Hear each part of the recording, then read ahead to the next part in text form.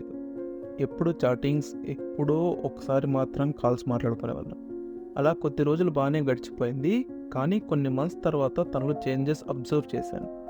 నా డ్రెస్సింగ్ బాగాలేదని రిస్ట్రిక్ట్ చేయడం, నేను మా క్లాస్లో టాపర్ అవ్వడం వల్ల లెక్చరర్స్ నన్ను పొగిడితే అది తను తట్టుకోలేక ఆ కోపం నా మీద చూపించడం, నా కాల్స్ ఇగ్నోర్ చేయడం. నేను ఎంత ఏడ్చినా సరే పట్టించుకునేవాడు కాదు.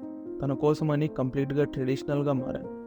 కానీ తను, "నువ్వు విలేజ్ అమ్మాయిలా ఉన్నావు అని మా ఫ్రెండ్స్ అంటున్నారు, వాళ్ళ ముందు నా పరువు పోతుంది" అనేవాడు.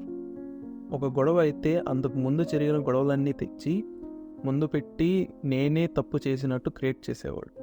ఎవరి వల్ల గొడవ జరిగినా, ఎవరిది తప్పు ఉన్నా సరే గొడవ జరిగాక నేనే తనని అడుక్కొని ఏడ్చేదాకా మాట్లాడేవాడు కాదు.